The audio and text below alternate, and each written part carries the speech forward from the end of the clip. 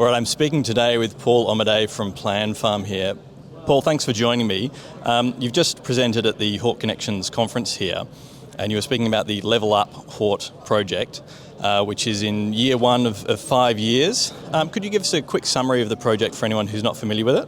Yeah, thanks Tom, and nice to be here. Level Up Hort is, like you said, a 5-year project that goes across Australia, and it's for vegetable and onion growers. So it'll be a one-to-one grower support with a consultant, generating business analysis, one-to-one advice on that, and then we culminate that with a benchmark report each year. Increasing in number of growers, hopefully getting to the point where we'll be able to benchmark state by state and then national across all vegetables and onions. And you mentioned in your presentation there was about a $20,000 per hectare EBIT difference between the best growers and the average growers. Is that, have you noticed, any key differences between the best and the average growers, or is it a collection of lots of small things? Yeah, really good question, and look, that is you're dead right. It's just under $20,000 a hectare of EBIT margin, so earnings before interest and tax, between the most profitable and the average of the industry. So that's really important number because that's quite big. And I think in terms of what we notice with the growers, it's a collection of small things that actually make a big difference. So they include fertiliser, chemical spend, seedlings, labour, a big one in terms of labour costs per hectare, and probably not what everyone thinks, that it's less. So yeah, it's a collection of things, but I think one of the key benefits that we've seen, or attributes that we've seen between growers that are the most profitable, is just their attention to detail around particularly the number of products they grow and making sure there's a focus on that, but also around financials and production recording. So they've generally been the growers easily to deal with because they have the data and we can analyse it very correctly. You also mentioned in the presentation that the best growers have a slightly higher labour cost. Is that something that I guess you were expecting, or has it been a bit of a surprise? I think it's common with what we've seen from Western Australia. So we've been doing this for 7 years in Western Australia. So it's actually quite common that we now see the most profitable growers spending more per hectare on labour, and that includes owners' labour. So if you're an owner in the business taking drawings, then we actually make sure we count part of that as the operating costs, because otherwise you're not really reflecting what people are doing in the business.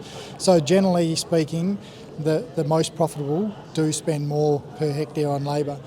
What that does do though is that because they're generating more income, their labour cost as a percentage of income is less. So as an example, the average in the group, of the most profitable group, spend about 31% of income on labour.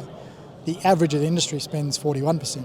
So there's a combination of lower income in the average of the industry, but also the fact that they are actually spending less per hectare, but that amount as a ratio is higher as a percentage of income. So that means that the most profitable have got more left over to actually put towards profit. And you mentioned you spent 7 years doing this in Western Australia before it became a national project. So the precursor was funded out of WA and focused on WA growers. Now you've moved nationally. Have you noticed any, differences between states and territories as you've rolled it out across the country? Yeah, really good question. I think similarities in that getting that trust and being able to sit with a grower and get them to understand, or help them understand what's happening in their business, is a similarity. So that's a challenge, but certainly one that we're used to. In terms of differences, I think that there's probably a little bit more tech development. I would say, if there's anything to put my finger on it, I would say there's a little bit more tech development in the east. Probably seems to be a little bit further in front, and that's just around, I'm not saying they don't do it in WA for sure, but that's just a bit around how they manage labour, recording that, a bit around drone technology and what they're using it for. So I think it's still there in WA, but certainly just seems to be a little bit more advanced. So I think if anything, I would say that may be the only difference. In terms of revenues and those sorts of things, costs per hectare, actually very similar when you get to be the most profitable or the average. So across Australia, probably not so many differences at all. And looking at a project like this, growers are sharing a lot of confidential data. I guess they're putting some skin in the game, and you do a lot of work making sure that data is anonymised. Have you had a lot of success getting growers on board with the project? We haven't quite hit our target in the first year of national, which was 50 growers, so we haven't quite got there, but very, very close.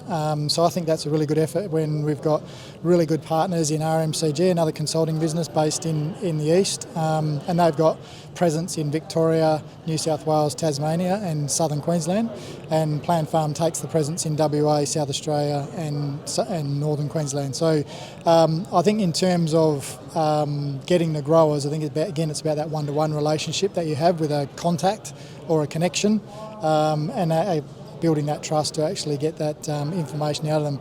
I think, Tom, what's really key for us is that the grower gets an independent report which is about their business. They get an independent benchmark report which is about their business. That data then gets de-identified, so they get a number, like we said, goes into a database, and so no one can determine whether they grow a certain vegetable, they're a certain size or based in a certain state.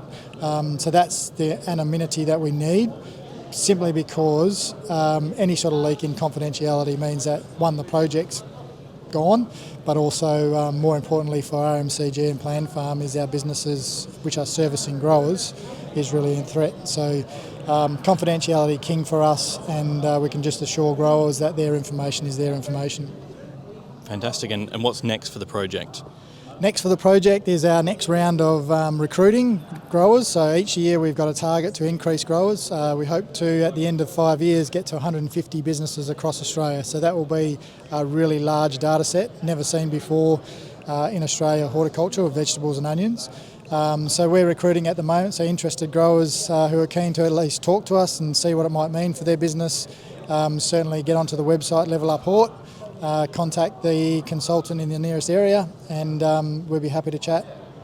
Fantastic. Thanks very much, Paul. Thanks, Tom. Good on you.